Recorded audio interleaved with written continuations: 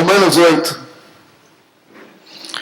versículo 19, diz: a ardente expectativa da criação aguarda a revelação dos filhos de Deus, ou a manifestação dos filhos de Deus, em algumas traduções. Pois a criação está sujeita à vaidade, não voluntariamente, mas por causa daquele que a sujeitou, na esperança de que a própria criação será redimida do cativeiro da corrupção, para a liberdade da glória dos filhos de Deus. Porque sabemos que toda a criação a um só tempo geme e suporta angústias até agora. E não somente ela, mas também nós, que temos as primícias do Espírito, igualmente gememos em nosso íntimo, aguardando a adoção de filhos, a redenção do nosso corpo. Eu quero compartilhar uma ideia. Alguns anos atrás, foi em 1994, eu passei um período na minha vida de renovação, na minha vida cristã. Uma transição ministerial, onde eu saí de um ministério e Deus estava me preparando para fazer o que estamos fazendo hoje. E isso durou um período de uns 3 anos e meio.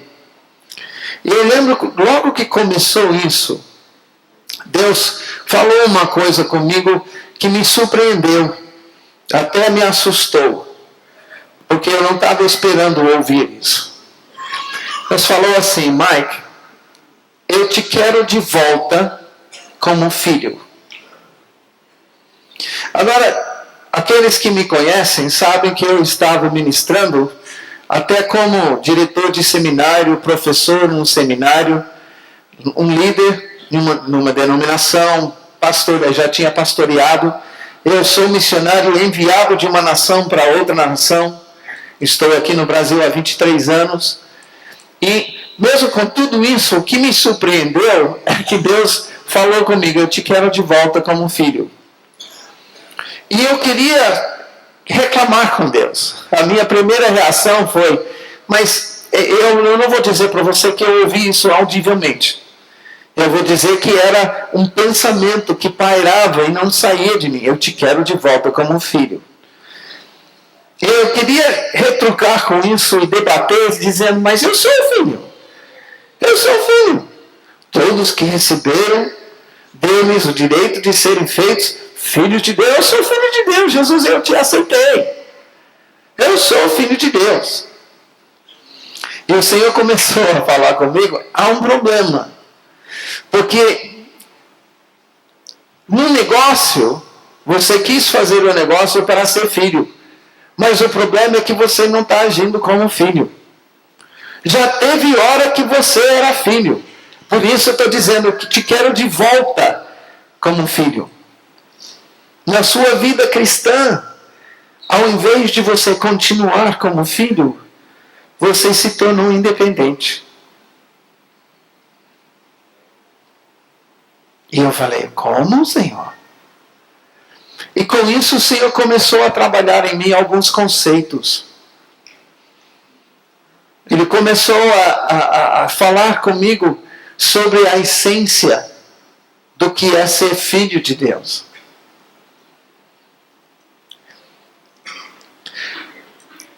Nós precisamos entender o que está dizendo aqui. O que a Bíblia está dizendo. Eu não sei como que você se vê. Eu gostaria de ajudar nessa noite, se a gente puder gerar em nós a ideia que está na palavra de Deus, nós vamos estar começando muito bem essa noite. Muitas vezes nós temos a nossa vida cristã como apenas uma transação espiritual, onde nós recebemos o perdão pelos nossos pecados. Se muito, a libertação de demônios que estão querendo nos conduzir ao pecado. Se ainda mais, até cura das nossas enfermidades. E eu digo isso porque se você falar, eu estou olhando para o corpo de Cristo como um todo. Eu não estou falando como de alguns setores do corpo de Cristo, da igreja do Senhor. Eu estou falando de forma geral. Se você observar, todo o corpo de Cristo fala do perdão. E fala que nós somos pecadores e por causa do nosso pecado precisamos aceitar Jesus. E aceitando Jesus, nós vamos confessar os nossos pecados e receber o perdão dele pelos nossos pecados. E assim somos feitos filhos de Deus. E muitas vezes, porque não acontece muito, não falamos a respeito de libertação e cura. Eu digo nós, em termos gerais, igreja toda. Tá? Porque muitas vezes não se manifesta um demônio, ou porque outras vezes não se manifesta cura, não está acontecendo cura, certamente nos níveis que acontecia no que está escrito na Bíblia a respeito do ministério de Jesus, esse nível de cura não está acontecendo. Mas todos nós sabemos que precisamos do perdão. Se temos uma fé, e se somos levados até a ser agraciados pelo Senhor, alcançamos até cura e libertação. E muitos então procuram a restauração da sua vida em relação a algo que se chama prosperidade. Muitas pessoas estão no reino de Deus, acham que estão no reino de Deus, tá? Para ficar rico. Muitas pregações nos nossos dias são baseadas na pessoa se entregar para Jesus a fim de ser enriquecida. Jesus vai restaurar a sua vida financeira. Jesus vai te dar uma casa nova. Jesus vai te dar um carro, um bom emprego. Eu não estou dizendo que Jesus não vai restaurar as nossas vidas. Mas muitas pregações são feitas em cima dessa proposta.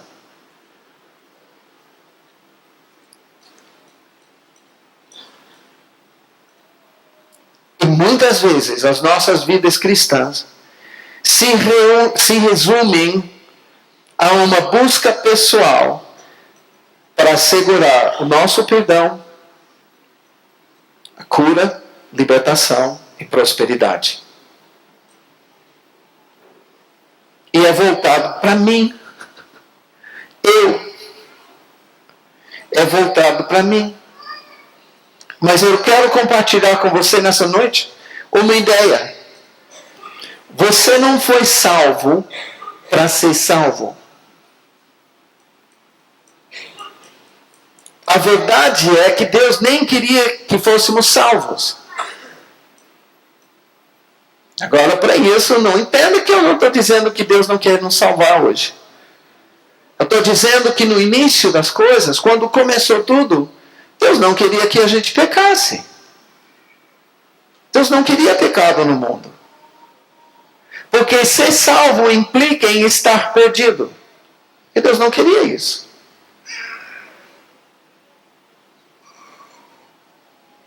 Com isso, eu gostaria de chamar todos nós para olhar qual é a razão que Deus colocou o ser humano na Terra. Porque se você descobrir ou perceber por que Deus colocou o ser humano na Terra, aí você vai descobrir para que você foi salvo.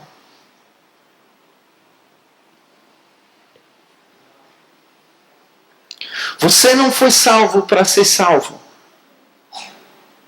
Apenas receber o perdão, a cura, a libertação, até a prosperidade que eu creio que Deus quer dar para todos nós, como filhos. Nós fomos salvos para restaurar o plano A de Deus. E com isso eu quero apenas apontar para um fato na Bíblia. Para mim é uma coisa muito simples, talvez você não avalie da mesma forma, por isso eu quero sugerir. Adão e Eva, quando Deus fez e colocou no jardim, se tornaram, pelo plano de Deus, os agentes de Deus para implantar o seu reino na terra.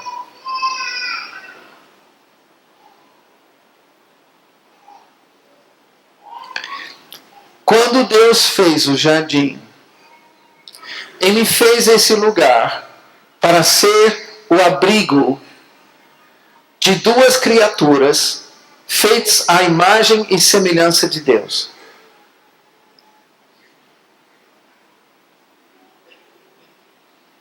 O que estava no coração de Deus era, veja as ordens que Ele deu para esses dois: sede fecundos e multiplicai-vos. Enchei o jardim. É isso que Ele disse? Enchei a terra. Quando Ele diz encher a terra, a implicação é que o jardim vai crescer.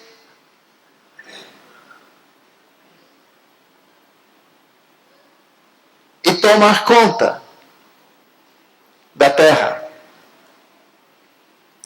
Se você quiser um momento na palavra de um profeta que se refere a isso, você pode anotar Ezequiel 36:36. Onde Ezequiel fala que os lugares desertos dirão que os lugares desertos se tornarão como o jardim do Éden. Isso estava no coração de Deus. Sabemos que Adão e Eva, se seguissem o plano A de Deus, iriam ter muitos filhos. Ia chegar o momento em que iriam encher o jardim. Seria meio como nós estamos. Você pode imaginar a gente aqui, dia após dia, dentro desses limites aqui. Alguém precisa tomar alguma providência para expandir o lugar, não precisa?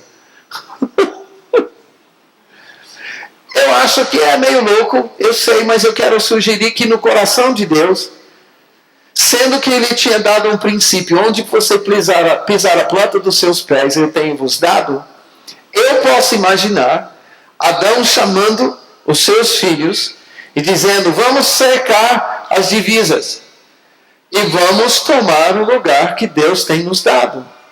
Vamos encher a terra. Vamos tomar 100 passos cada um para fora. E eles chegam a 100 passos e dão volta, e diante dos seus olhos o jardim vem crescendo. Isso para mim não é tão doido. Se o mar vermelho Deus dividiu, por que Ele não pode fazer o jardim crescer? Se Ele ressuscita os mortos, Ele que fez o jardim, fazer o jardim crescer é nada para Deus. E até faz sentido no que Ele diz que Ele está querendo fazer. Porque esse lugar era o primeiro reino de Deus na terra. Era a semente do reino de Deus. Um lugar que Deus reinava. Nesse lugar Ele estava dando abrigo, alimento e segurança para a sua criatura, feita a sua imagem e semelhança, Adão e Eva. No coração de Deus, nós podemos observar que ele queria que Adão e Eva fossem agentes dele e a sua descendência. Agentes de Deus para levar o reino de Deus até os confins da terra. É o plano A de Deus. Para que nós fomos salvos? Apenas para receber o perdão? Apenas para sermos curados? Apenas para para sermos libertos? Apenas para sermos prosperados como filhos? Eu creio que não. Em Romanos 8, fala disso para mim. Essa passagem que nós vimos, para mim fala do outro lado da cruz, daquilo que Deus queria fazer no jardim. Veja comigo. A ardente expectativa da criação. Que criação é essa? É a terra. As coisas que Deus criou.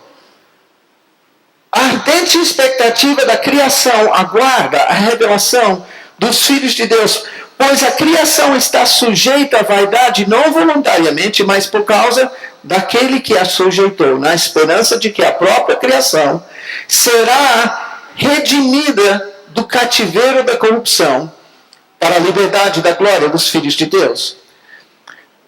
O que a palavra está dizendo aqui? Nós sabemos que a história que acabo de contar a respeito de como Adão e Eva podiam ter levado o reino de Deus para a terra, não aconteceu, correto? Não foi assim que aconteceu. O que aconteceu? Pecaram.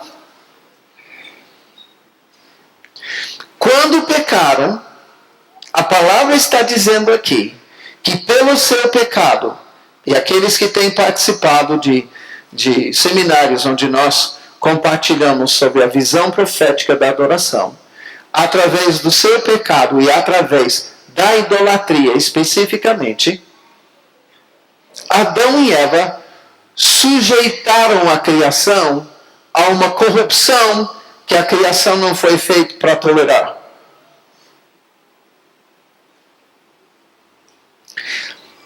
Um princípio aqui. Se Deus habita meios louvores do seu povo, sabemos que é assim. Salmos fala sobre isso. Se Deus habita meios louvores do seu povo, é um princípio espiritual. Serve não somente para Deus, mas porque Ele é assim, todos os outros deuses, os que se fazem deuses, têm que seguir o mesmo princípio. Qual é o problema da idolatria?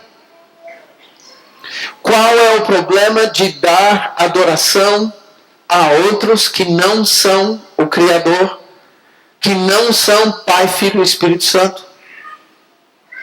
É que ao adorar a outros, estamos lhes dando o direito de habitar, e também a palavra diz, Deus é entronizado meios louvores do seu povo. Direito de habitar, entronizado significa governar. Qual é o problema da idolatria? O ser humano, a quem Deus deu domínio sobre a terra, convida para habitar e governar sobre a terra a quem?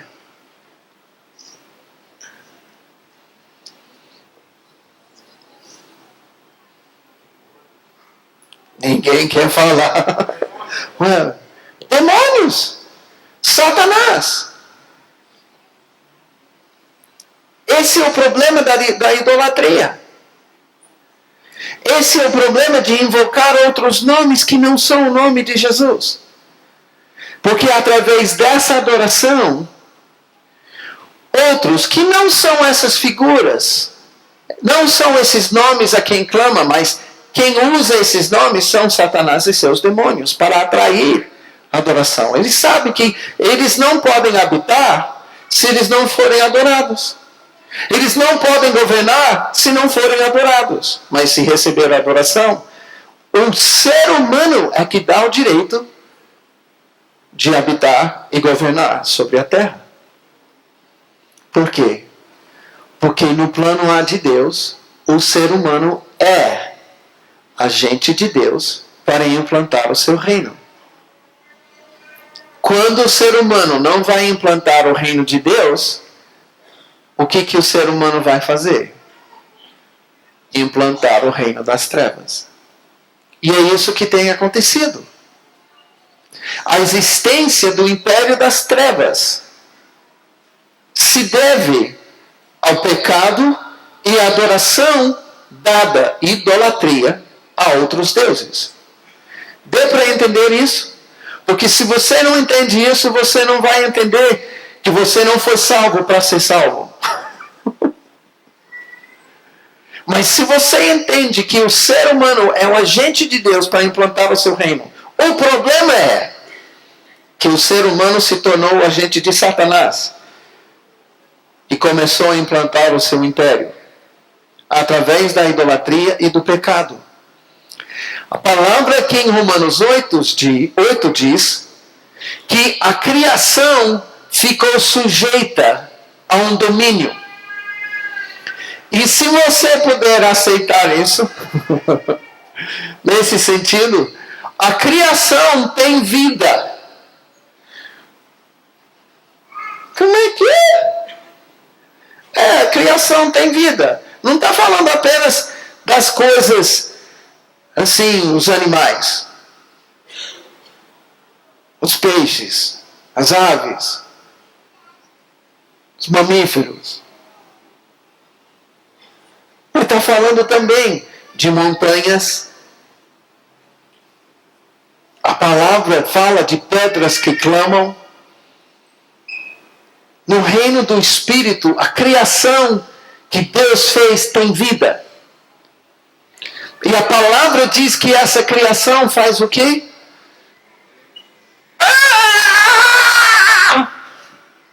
Geme.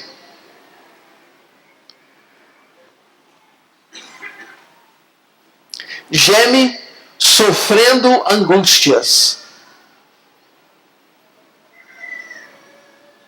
Sofrendo. A criação não foi feita por Deus, não foi criada por Deus para suportar o domínio das trevas.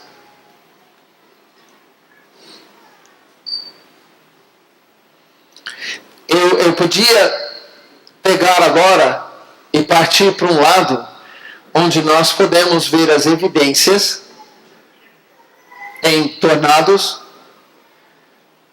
vulcões, maremotos, tsunamis,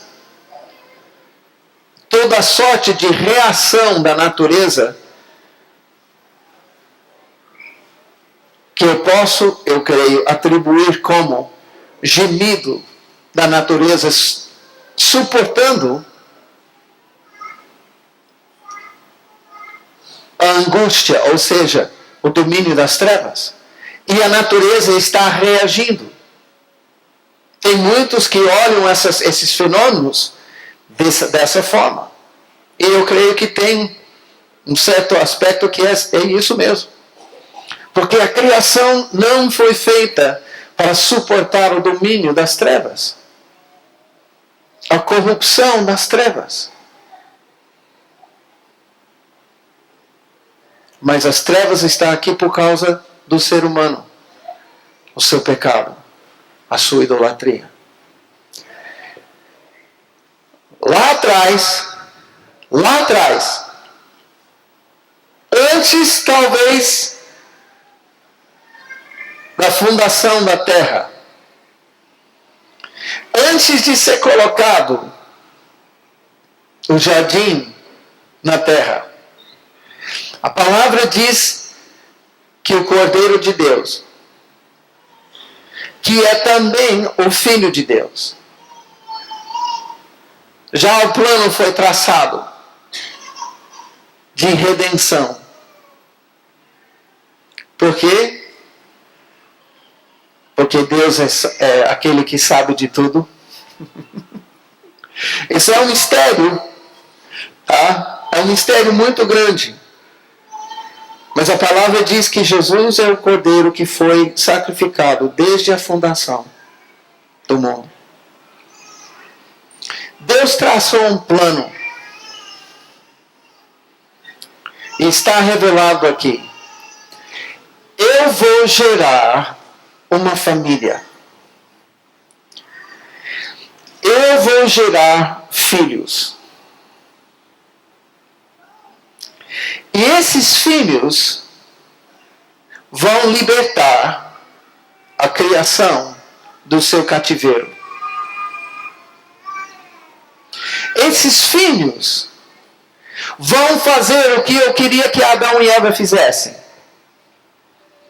Esses filhos vão cumprir a minha vontade. Vão fazer o que eu queria que acontecesse originalmente. Os filhos. Com isso eu quero sugerir algo. Eu creio, pessoalmente, que um certo ser chamado Lúcifer talvez não tivesse caído ainda. quando Deus anunciou esse plano.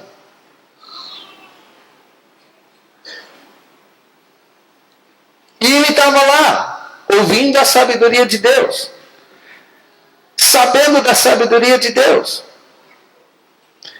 E ele ficou sabendo, vai se levantar uma geração chamada os filhos de Deus.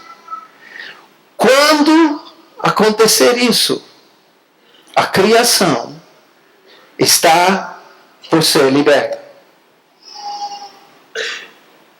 Se antes ou depois da sua queda, não me importa. Porque uma coisa eu sei. Satanás sabia, presta atenção no que eu vou dizer. Satanás sabia, agora caído, seu império levantado sobre a terra. Ele estava olhando. Quando aparecer um filho de Deus, o plano de Deus já está em ação. Porque a criação geme, aguarda a manifestação dos filhos de Deus. A manifestação de um grupo de pessoas que vão libertar a criação do seu cativeiro.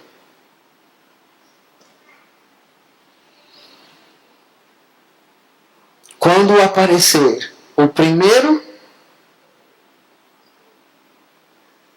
Satanás sabe, o negócio ficou muito sério. Ainda em Romanos 8, eu queria que você visse qual é então o plano de Deus. Romanos 8, quantos conhecem Romanos 8, 28? Todas as coisas cooperam.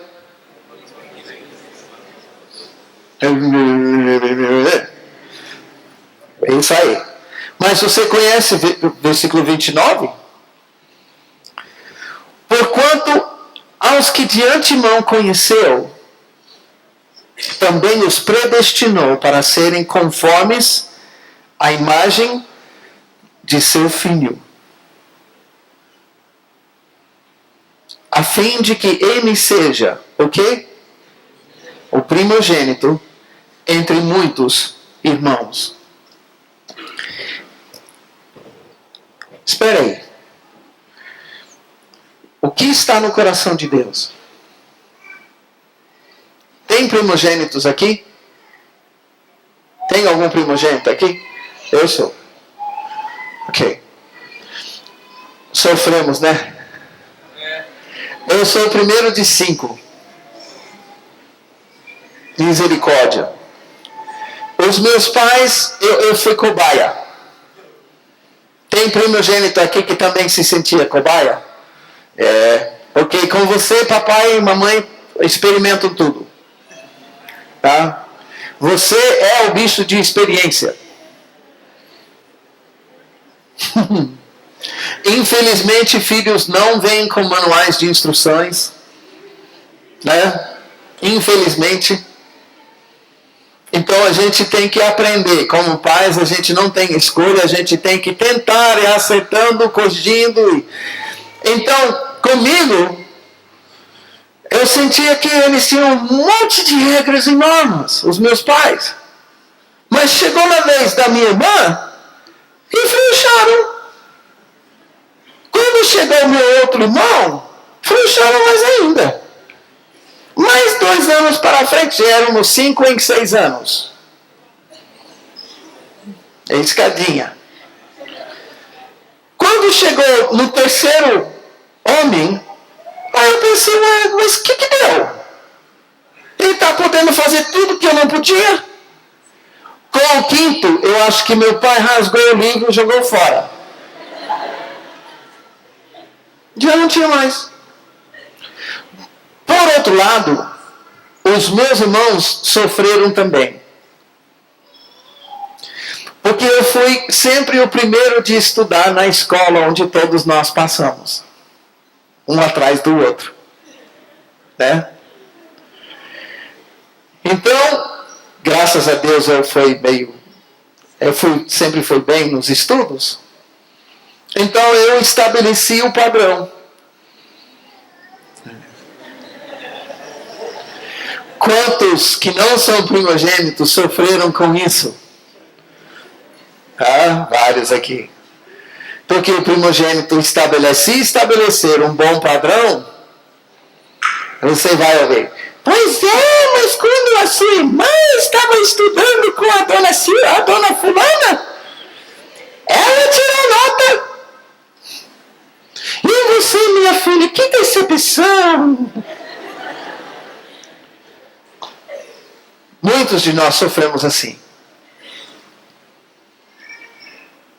Por quê? O primogênito tem algo que é associado a ele ou a ela.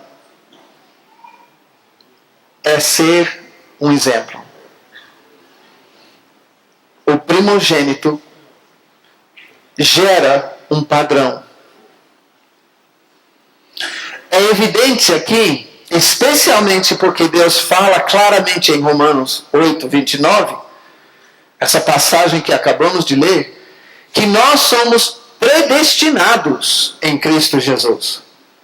Esquece toda aquela conversa de predestinação. Eu quero simplesmente mostrar que no coração de Deus, Ele queria que todos fôssemos feitos conforme a imagem de Jesus.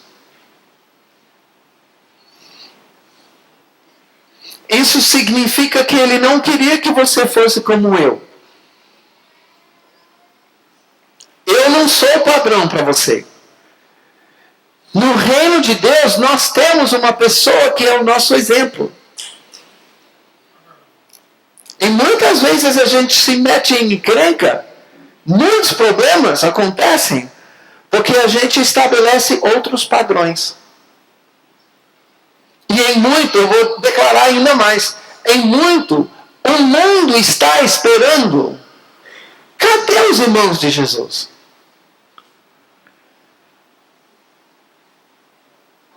Se Jesus é tudo aquilo, cadê os seus irmãos?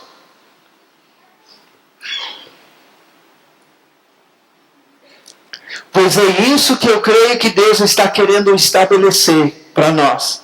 Quando eu disse no início, se pudermos estabelecer um conceito nessa noite, eu quero estabelecer esse conceito. Nosso destino, quando nós somos salvos, quando nós nos convertemos, é de ser transformado dia após dia à imagem de Jesus.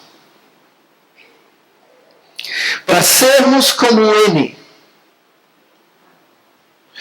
E eu vou dizer, nós vamos usar os outros períodos, amanhã às 9h30, às 14h30, às 19h30, domingo às 9h30 de novo, para falar de vários aspectos disso. Espero que você não perca isso. E especialmente porque nós vamos ver como que Deus quer que façamos para que sigamos os passos, para que entremos na mesma experiência que Jesus. Mas hoje nós queremos estabelecer o padrão. Nós queremos abraçar o conceito de Deus. Que nós fôssemos feitos conforme a imagem de Jesus. Ou seja, Ele, o primogênito, entre muitos irmãos. Talvez você diga, mas eu sou filho de Deus. O que é que te caracteriza como filho de Deus? Porque quando eu entendo que Jesus é o primogênito entre muitos irmãos, se você olhar para mim e os meus 4 irmãos, você sabe que a gente é da mesma família. Então não é bem. É indiscutível. É só olhar, depois é só ouvir, é só ver as brincadeiras, e você sabe que esses 5 são da mesma família. Quero perguntar para você. a maneira que você vive, o teu linguajar, o teu comportamento, as obras que você faz, causa o seguinte impacto nas pessoas ao seu redor no dia a dia. Ela me lembra tanto Jesus. Cara, ele me lembra tanto Jesus. Eu acho que Jesus era assim. Meu Deus. Jesus devia... Eu acho que Jesus falava assim. Por aquilo que Deus está dizendo aqui em Romanos 8, Ele está querendo fazer algo na tua vida e na minha vida que cause esse efeito na vida das pessoas onde nós vamos no dia a dia.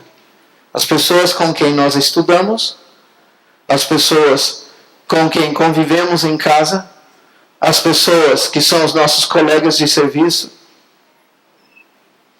Porque eu nem vou dizer na igreja, porque na igreja se espera de todo mundo e é fácil colocar uma máscara. Na igreja nós não vamos ver na igreja quem é quem. Nós vamos ver lá no serviço. É como, por exemplo, eu falo, eu quero que todo mundo do nosso ministério, especialmente os homens em particular, eu quero vê-los jogando bola.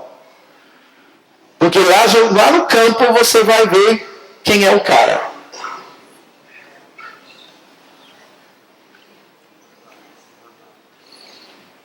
Esse bochicho aqui é porque você sabe exatamente o que eu estou falando. Quero ver quem é você lá na sua casa, com sua família. Quero ver quem é você lá no serviço, onde você vai se relacionar com seus colegas de serviço, dia após dia após dia. A sua conversa, a sua conduta. Quero ver se você está orando, por exemplo. Jesus curava os enfermos. Você já orou com algum colega de serviço para essa pessoa ser curada? Com imposição de mãos chegando, eu creio que Jesus cura. Pois eu digo e afirmo, isso está no coração de Deus. Se é para a gente ser conforme a imagem de Jesus, isso está no coração de Deus. No coração de Deus, Ele quer que você esteja caminhando na calçada e de repente você vai passar por uma pessoa que, igual Jesus, ele passava, endemoniado, caía do lado dele. E você vai dizer, não, peraí, deixa eu chamar o pastor. Negativo. O peixe caiu no teu barco, é teu.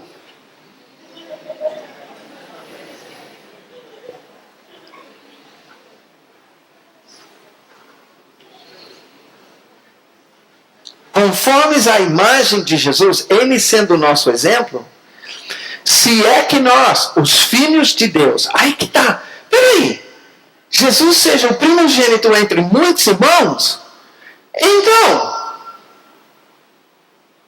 onde que Jesusinho?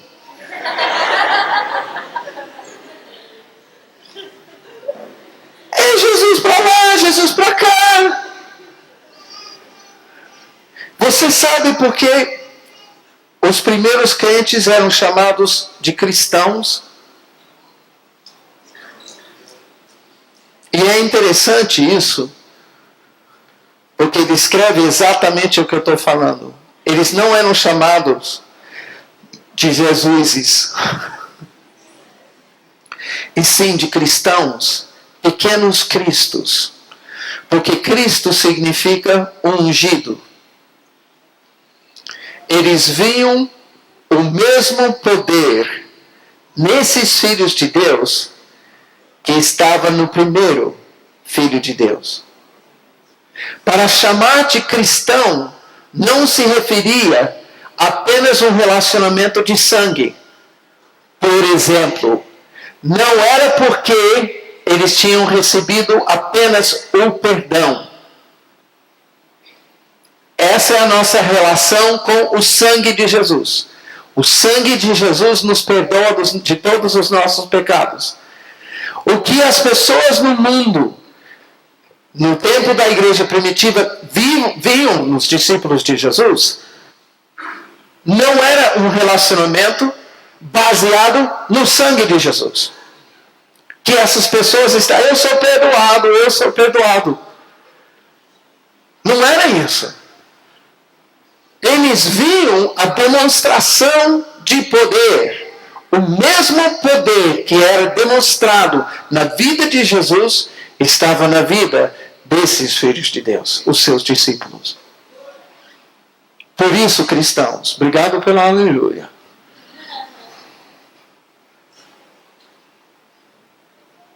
Eu espero, nesses momentos que nós temos aqui, eu espero gerar em nós, eu espero que seja gerado em nós, o desejo de sermos como Ele, no seu caráter, santidade, mas também no seu poder. Na sua unção. Eu creio que é por isso que Deus falou comigo lá, 94, eu te quero de volta como filho. Hoje eu entendo, Ele estava querendo gerar em mim a essência do Filho de Deus.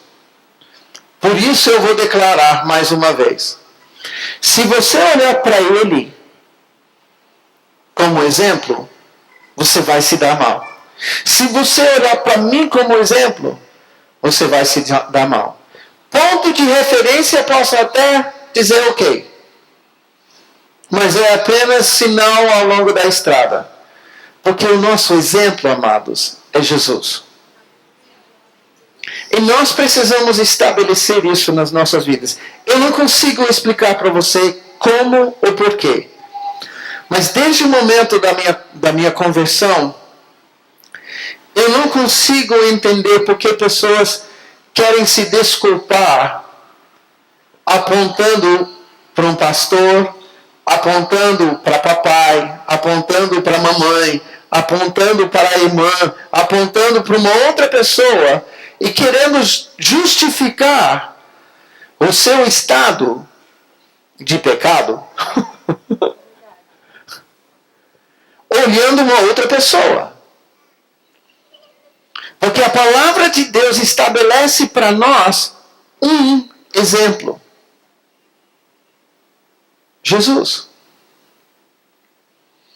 Quando chegar o momento do juízo, minha mãe não vai estar lá do meu lado, meu pai não vai estar do meu lado, nenhum pastor com quem eu recebi algum aconselhamento, nenhum pastor de quem eu recebi algum pastoreio, não vai estar do meu lado diante do trono de Deus quando vier o juízo de Deus, quando vier o momento de julgar a minha vida.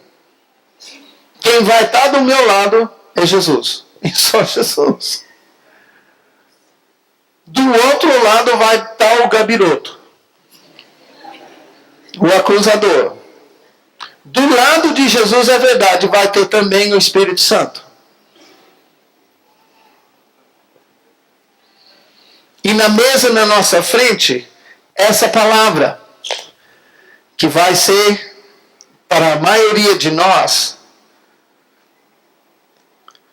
testemunha de acusação. Por quê? Porque o que precisamos saber já está aqui. Mas a gente não procura saber. E o grande problema nosso é que aquilo que nós conhecemos, nós não fazemos. Muitas vezes o nosso problema não é falta de conhecimento, é falta de fazer aquilo que sabemos. O que está no coração de Deus, Ele estabeleceu milênios atrás. era de levantar uma geração de filhos. Filhos que tivessem um exemplo, Jesus. Não adianta desejarmos que o exemplo seja outro. Jesus é o nosso exemplo. Jesus é o nosso exemplo. A criação geme para ver a manifestação dos filhos de Deus. Hoje mesmo, eu digo eu e nós do ministério, tivemos que lidar com uma situação que no mundo é normal.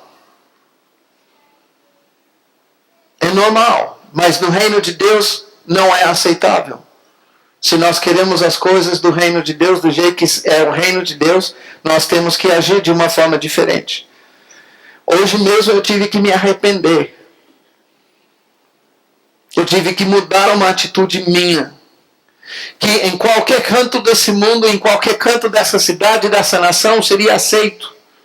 Mas porque eu sou filho de Deus, eu tenho um exemplo que é diferente.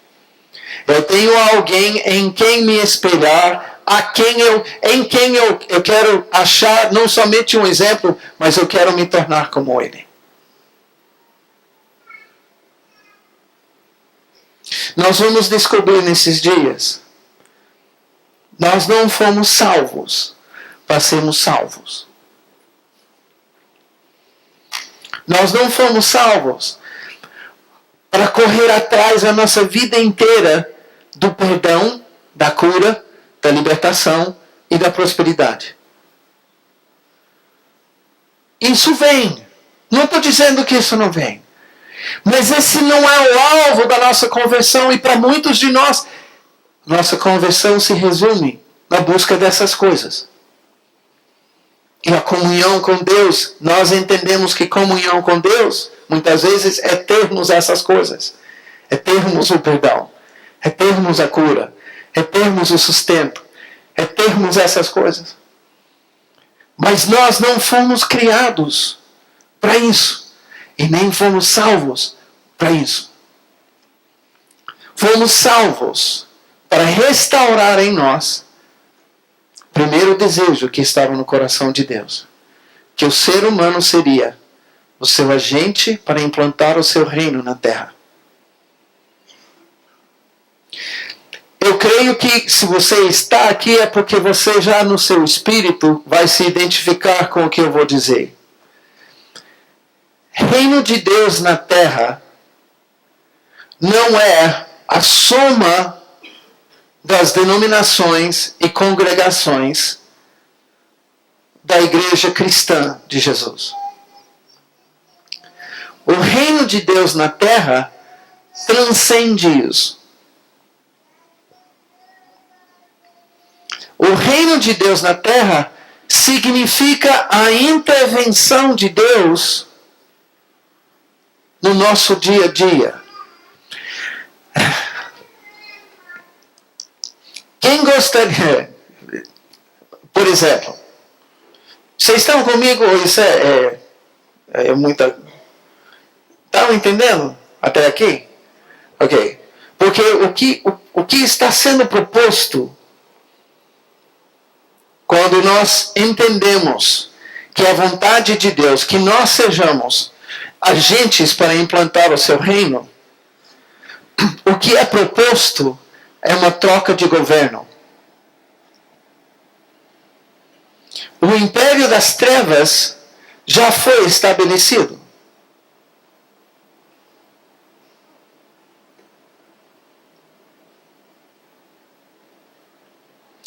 O que Deus quer fazer é derrubar o império das trevas e estabelecer o seu reino.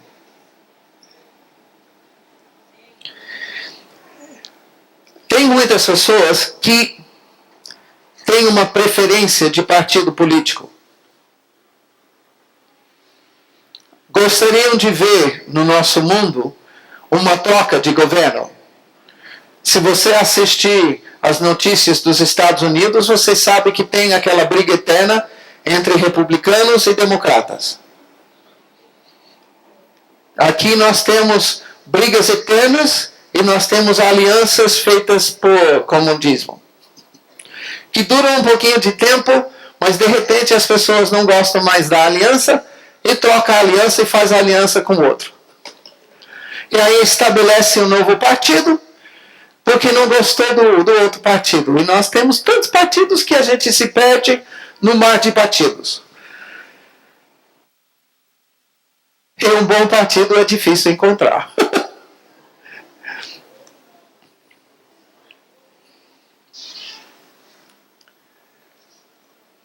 Muitos gostariam de ver no mundo natural uma troca de governo, pensando que a troca do governo vai mudar as coisas. Você está ouvindo? Qual foi a grande expectativa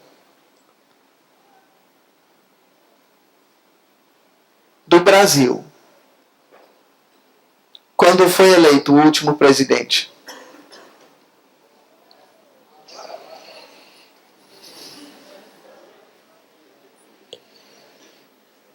Eu ouvi agora sim.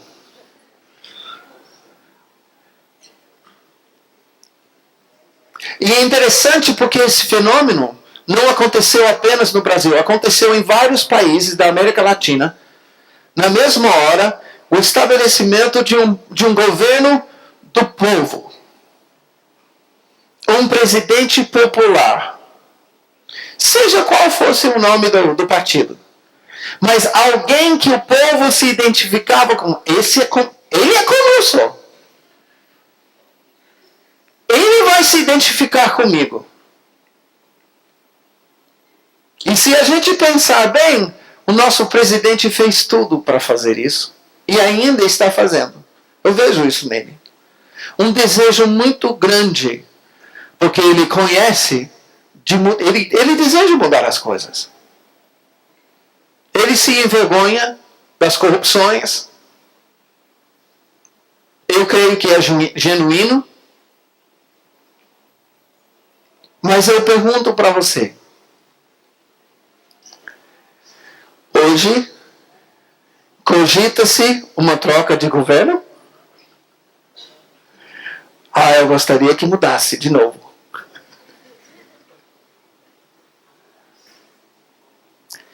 Entenda por que eu estou falando sobre isso.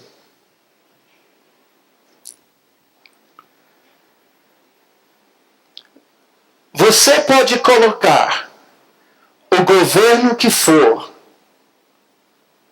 na presidência,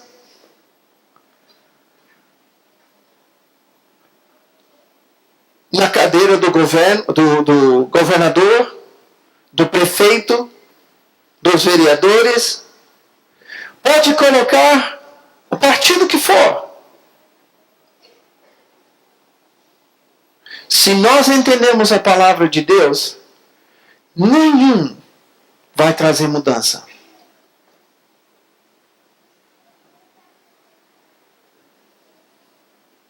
Até houver o partido que deseja se tornar como o Filho de Deus, o primogênito.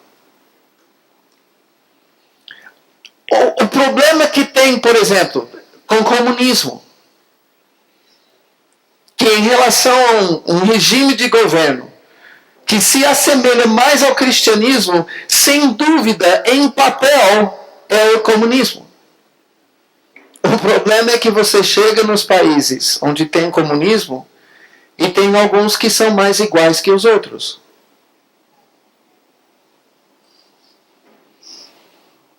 Onde todos devem ser iguais, tem alguns que são mais iguais que os outros. E você vai ver que a corrupção contaminou essa bela ideia.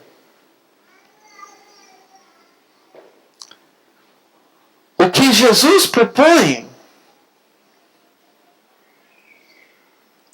o que Deus propõe quando Ele nos converte, é de gerar uma família à imagem de Jesus, com seu caráter e com seu poder,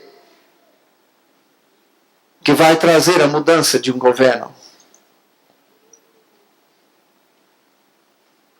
É radical.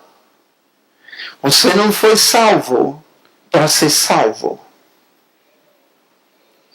Você foi salvo para ser um agente de Deus, para trazer o seu reino, para trazer uma mudança de governo. Se nós não compreendermos isso espiritualmente, a gente vai partir para a carne. Aí não adianta. Nós vamos nos comparar com homens. Mas se a gente entender o que Deus propõe aqui, de gerar uma família, a imagem de Jesus, seu caráter, sua santidade e seu poder, significa que Deus está querendo, através da tua vida, gerar um efeito nas pessoas ao seu redor. Fala como Jesus, cheira Jesus, parece Jesus. É um cristão, ele tem a mesma unção que Jesus. Vocês estão me entendendo quando se usava a palavra cristão? Cristão não era um clube.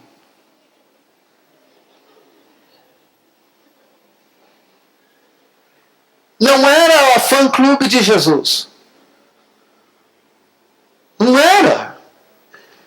Cristão significava que a pessoa andava na mesma unção, com o mesmo poder que Jesus.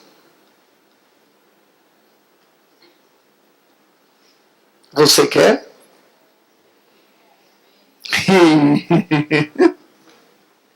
Foi fraco. Misericórdia, Senhor.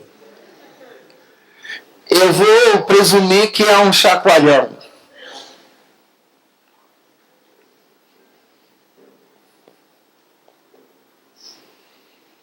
Porque como na minha vida, pode ser, quando o Espírito Santo começou a me mostrar isso, logo eu percebi, peraí, eu não estou pensando nada disso. Eu não estou alinhado com essa ideia, com esse conceito.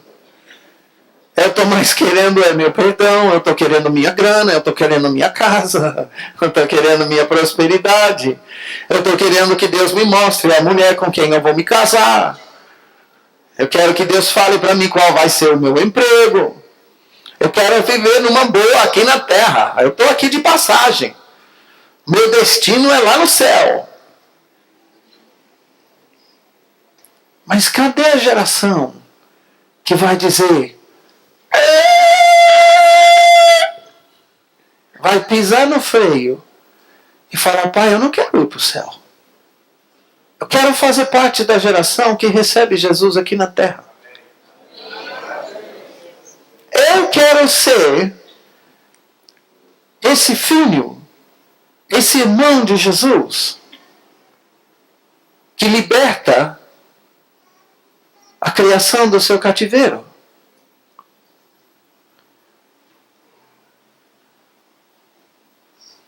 Nós vamos ver que toda a razão em Deus dar o seu Espírito para nós é esse. Veja Romanos 8, e com isso eu vou encerrar hoje, que é muita areia para o nosso caminhãozinho.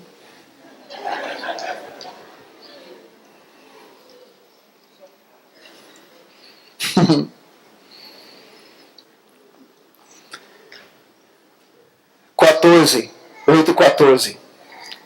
Pois todos os que são guiados pelo Espírito de Deus são filhos de Deus. Porque não recebestes o espírito da escravidão para viverdes outra vez atemorizados, mas recebestes o espírito de adoção, baseados no qual clamamos, ok? Abba Pai. O próprio Espírito testifica com o nosso Espírito que somos filhos de Deus. Ora, se somos filhos, somos também herdeiros. Herdeiros de Deus e co-herdeiros com Cristo. Se com Ele sofremos, também com Ele seremos glorificados.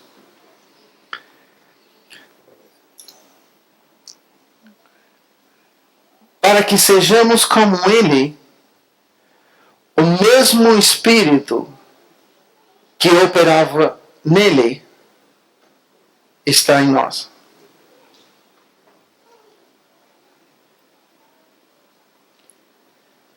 Não uma porção daquele Espírito.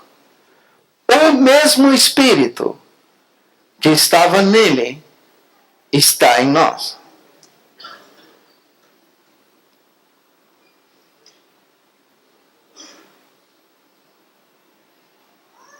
O Espírito Santo não está em nós por outra razão, senão transformar cada um de nós em pequenos Cristos. Se Ele está em nós, e é a vontade do Pai que sejamos conformes à imagem de Jesus, quer dizer que o Espírito Santo quer gerar em você o caráter de Jesus, a sua santidade. Ele quer gerar em você o poder para curar os enfermos, como Jesus curava os enfermos. A autoridade para expulsar demônios, como Jesus expulsava demônios. Isso implica que os demônios vão manifestar, como manifestava perto de Jesus. Então, a implicação, ou seja, aí que entra. Deus começou a tratar comigo, Mike, eu te quero de volta como filho, porque você se tornou empresário.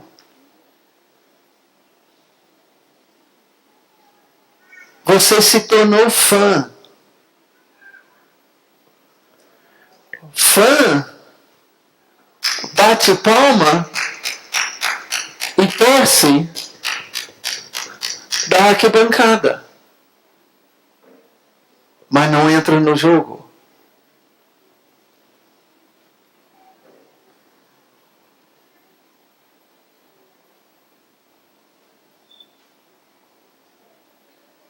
Eu te quero de volta como filho.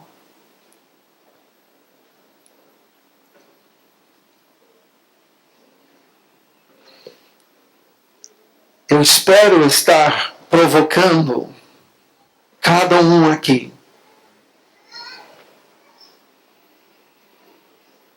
Muitos não tinham esses alvos. Outros estão pensando, eu lembro um tempo na minha vida que eu orava muito pelos enfermos e eram curados. Mas eu não oro mais. Eu lembro quando manifestava demônio, mas parece que não manifesta mais.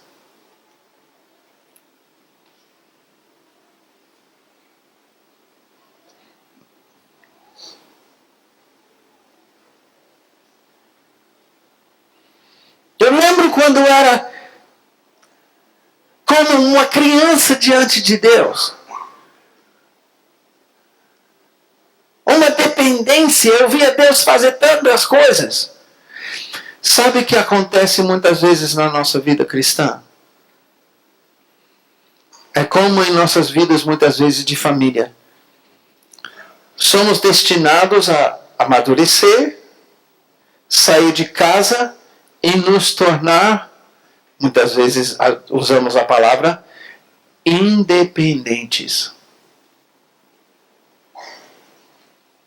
Mas esse conceito não é bíblico quando se trata dos filhos de Deus. A nossa dependência é para sempre. Aliás, o nosso crescimento muitas vezes é ao inverso.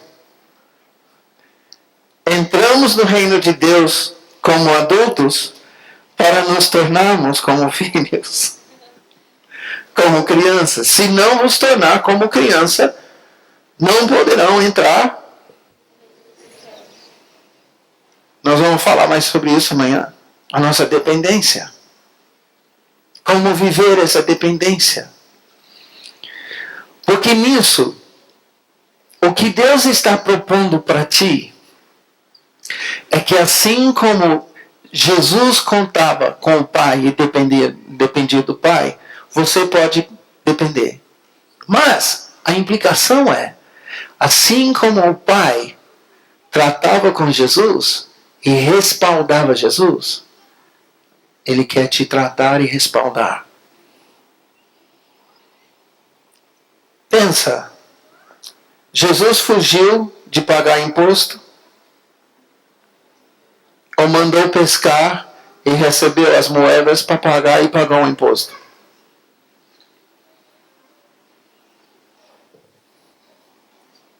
Ele não tinha problema com isso porque ele conhecia seu Pai, que é dono de tudo e provê tudo que ele precisa.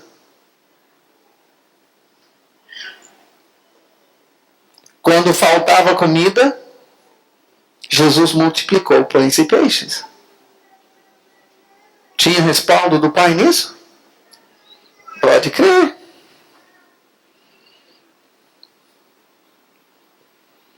Eu não sei de você, mas quando eu coloco de uma forma que integra esses conceitos, de repente eu percebo, opa, eu estou vivendo muito aquém. Muito aquém. Eu estou vivendo a minha vida e Deus me levou a ver isso. E tive que passar um tempo até de arrependimento. Uma tristeza tomou conta durante um tempo.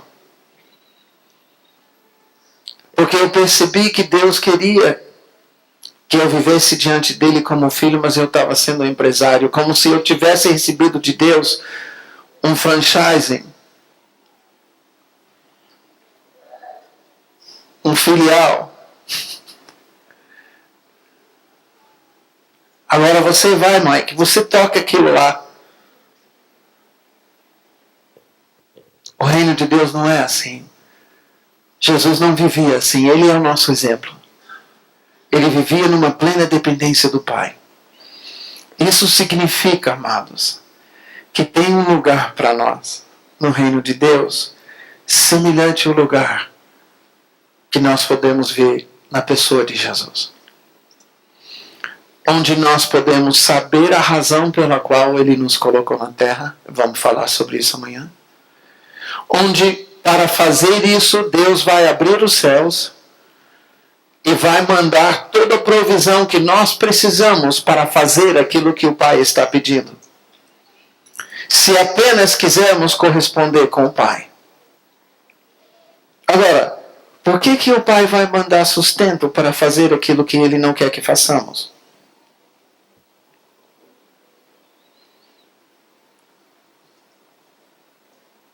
Eis a razão de continuarmos na dependência. Porque enquanto Jesus estava na vontade do Pai, toda a provisão vinha. Todo o respaldo de Deus. Curas, libertações, milagres, palavras. E isso era visto também nos seus discípulos, nos seus irmãos mais novos. Não sei se você já pensou nisso, mas Jesus é o nosso humano velho. O nosso humanão. Literalmente o que o Pai fazia com ele, ele quer fazer conosco. Eu não sei de você, mas isso me provocou. Ouvir isso, perceber, entender isso, me provocou. Eu falei, Deus, não sei como, mas eu quero isso. Para encerrar hoje, nós temos ainda amanhã às 9h30, às 14h30, às 19h30 e domingo às 9h30 de novo. Nós vamos estar seguindo Hoje nós colocamos uma base, mas eu preciso fazer uma pergunta para vocês. Diante desse conceito da palavra de Deus, como é que você está?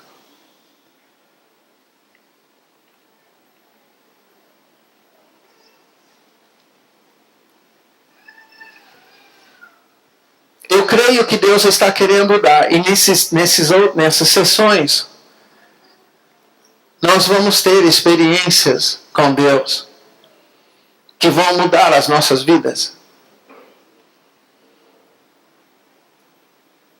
O Espírito de adoção quer fazer algo em nossas vidas, onde nós vamos saber, assim como Jesus, eu.